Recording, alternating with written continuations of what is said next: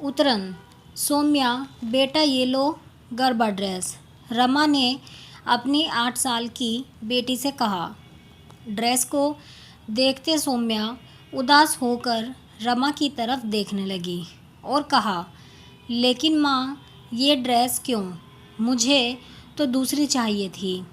रमा ने प्यार से सौम्या से कहा, लेकिन बेटा ये भी तो अच्छा ही है और अभी तो आपको स्कूल फंक्शन के लिए सिर्फ चाहिए। सौम्या ने ड्रेस मन मारकर पहन ली और जैसे ही तैयार होकर सौम्या बाहर आई, उसको उसके चाचा राजू ने चिढ़ाते हुए कहा, फिर से पहन ली अपनी दीदी की ड्रेस। ओफो बेचारी सौम्या, देखा इसलिए कहता हूँ कि भाभी तेरी माँ नहीं, वो तो तेरी दीदी खुशी की सिर्फ माँ है, तभी तो उसको नए कपड़े और तुम्हें उसकी उतरन मिलती है। इतने में उसकी बुआ निशा भी बोल पड़ी, तुझे तो एक औरत ने दिया था उठाकर भाभी को कचरे के पास से। कहते हुए निशा और राजू दोनों साथ मिलकर हंसने लगे। रमा ने दोनों की बातें सुनकर उनको टोकते हुए कहा, राजू, निशा ये क्या कह रहे हो तुम लोग सौम्या से? कुछ नहीं भाभी, हम तो बस ऐसे ही मजाक कर रहे थे। दोनों ने एक सुर में कहा, लेकिन ये मजाक मुझे बिल्कुल भी पसंद नहीं। तुम दोनों बड़े हो, सौम्या अभी छोटी है। कितनी बार कह चुकी हूँ कि ऐसी बातें बच्चों से नहीं करते। रमा ने नाराज़गी भरे लहजे में अपने गुस्से को दबाते हुए कहा।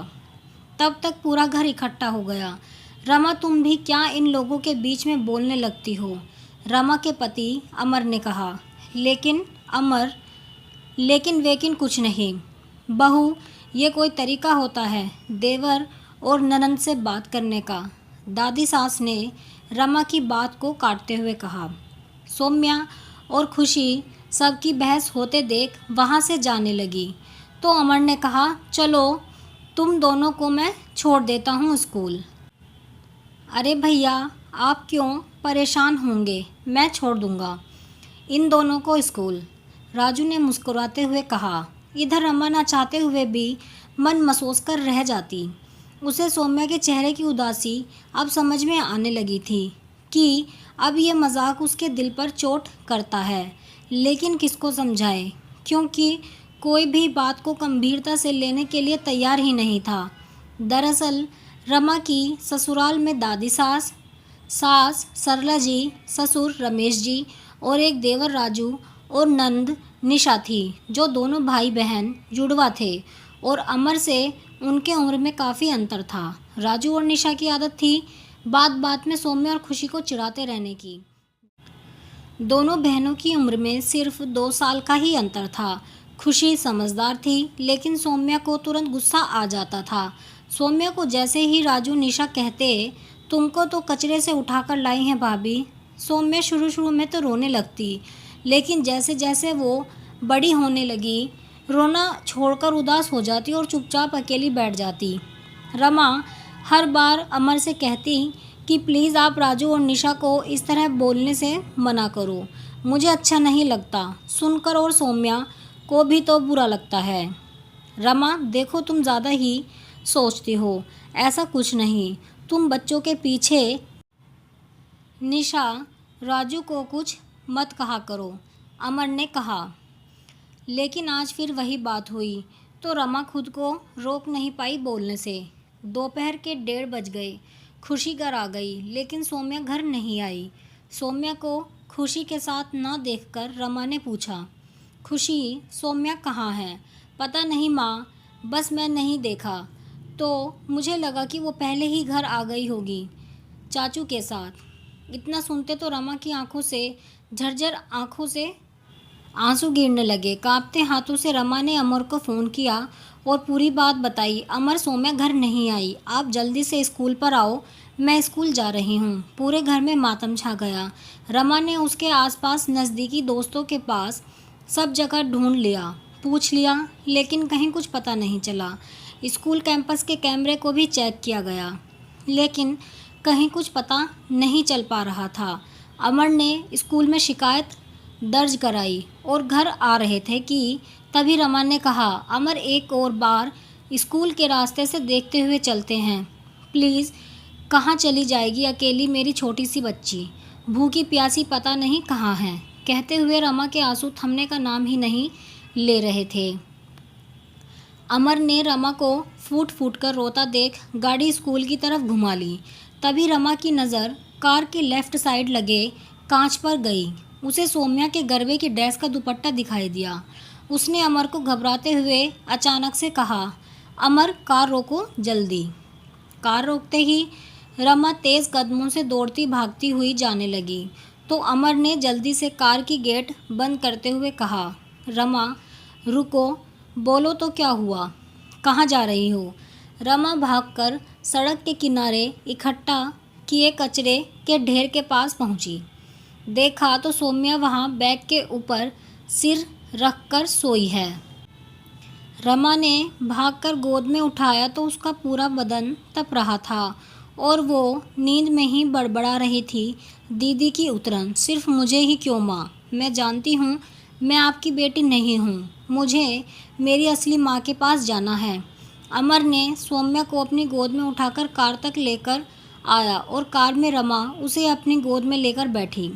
एक तरफ उसे जहाँ अपनी बेटी मिल जाने की खुशी थी, वहीं दूसरी तरफ उसकी हालत देखकर उसका और अमर का कलेजा मुंह में आ जाता।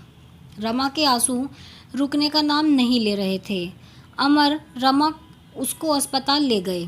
उसको डॉक्टर को दिखाया तो डॉक्टर ने कहा, देखिए बच्ची की तबीयत ठीक नहीं, उसको अभी तो हल्का बुखार है और उसको किसी बात का बहुत गहरा सदमा लगा है।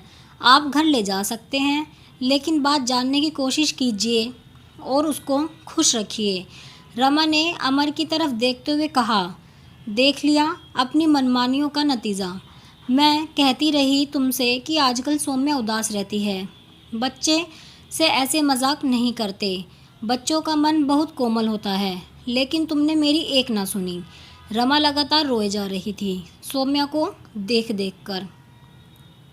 इधर अमर निरुत्तर आत्मग्लानि में डूबा हुआ किससे क्या कहे, क्योंकि उसने सोचा भी नहीं था कि मजाक इतना सीरियस रूप ले लेगा। सौम्या को डॉक्टर ने थोड़ी देर बाद घर भेज दिया और अमर और रमा सौम्या को घर लेकर आए। सौम्या होश में आई तो रमा और अमर को देखते ही उसने मुंह फेर लिया। तब रमा ने अपने आंसुओं पर काबू करते हुए कहा, अरे मेरी सौम्या अपनी मम्मी से नाराज़ है क्या? लेकिन क्यों? मैं तो चॉकलेट लेकर आई थी, वो भी अपनी गुड़िया रानी की फेवरेट वाली। लेकिन सौम्या ने कोई भी उत्साह या खुशी नहीं दिखाई, उल्टा दो टुक बोला, मैं आपसे नाराज़ नहीं हूँ, बल्कि मैं तो अपनी रियल मम्मी से मिलना चाहती हूँ। सौम्या बेटा, मैं ही आपकी रियल माँ हूँ, प्लीज़ ऐसा मत कहो। कहते हुए रमा सौम्या को अपने सीने से लगाकर रोने लगी। तब अमर ने कहा, सौम्या आप हमारी ही बेटी हो, आपको किसने कहा कि आप हमारी बेटी नहीं हो? अच्छा, तो जब आपके सामने मुझे चाचू बोल रहे थे कि मैं आपकी बेटी नहीं, तब आपने ये बात क्यों नहीं बोली? क्यों हर बार दीदी के पहने हुए कपड़े मुझे पहनने होते हैं? जब मैंने मना किया कि मैं चाचू के साथ नहीं जाऊंगी स्कूल, आपने मुझे डांट कर क्यों भेजा? इसलिए ना क्योंकि मैं आपकी बेटी नहीं हूँ। रमा अमर की तरफ देखने लगी और अमर निरुत्तर सौम्या को एकटक देखे ही जा रहा था कि जिसे वो हंसी मजाक समझ रहा था, उसको सौम्या ने हकीकत मान लिया था। तब रमा ने खुद को संभालते हुए उठकर अलमीरे से एक एल्बम निकाल कर लाई। उसमें उसके बचपन की ढेरों तस्वीरें थीं।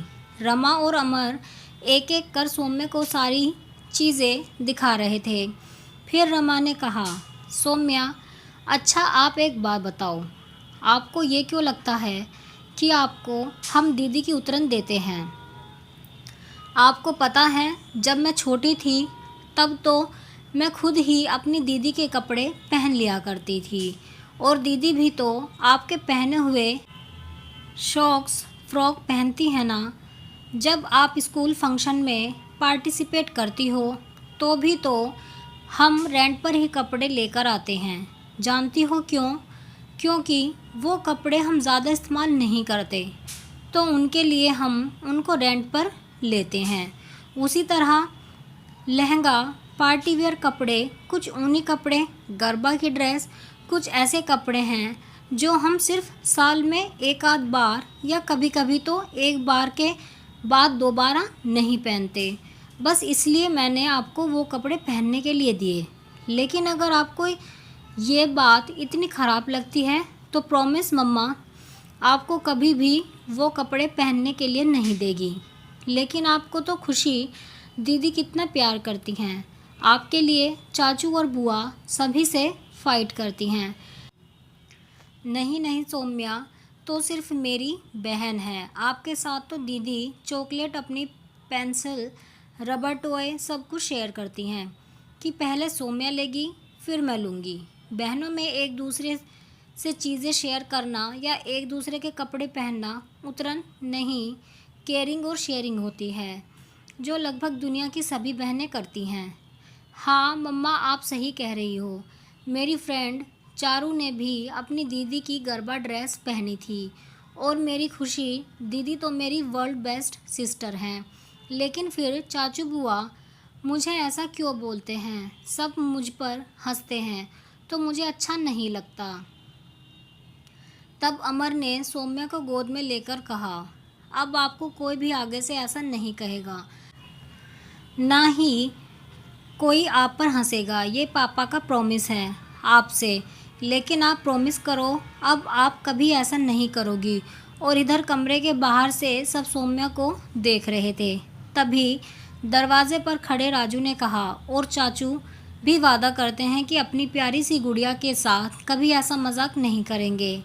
आई एम सॉरी सौम्या, आप हम सब की जान हो। यही आपके मम्मी पापा हैं और मैं आपका चाचा। ये आपका घर है, लेकिन मैंने बहुत बड़ी गलती कर दी। हाँ भाभी भैया, आप दोनों से भी हम दोनों सॉरी कहते हैं। आप लोगों ने बहुत बार समझाया लेकिन हम नहीं माने। लेकिन आज मजाक बहुत भारी पड़ गया। ओह, तो आप सब मिलकर मुझे फूल बना रहे थे, सौम्या ने खुशी से चहकते हुए कहा।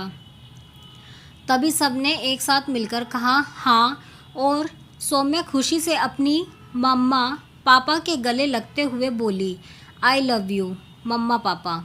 कहानी का सार सिर्फ इतना है कि परिवार के हर सदस्य को बच्चों से बहुत सोच समझकर कोई बात बोलनी या कहनी चाहिए, क्योंकि उनका कोमल मन कब किस बात को दिल से लगा बैठे ये हम नहीं जान सकते। अगर बच्चा आपसे कोई कंप्लेन या बात बता रहा है तो उसकी बात पर गौर करें और उसको समझाएं, लेकिन मजाक की हद तक ही करें। एक बात को बार बार मजाक में भी ना दोहराएं। आप कमेंट में ज़रूर बताएं कि आपको ये कहानी कैसी लगी है। अगर आपको ये कहानी पसंद आई है तो वीडियो को लाइक करें, शेयर करें और चैनल को सब्सक्राइब करें ऐसी ही कहानियों के लिए।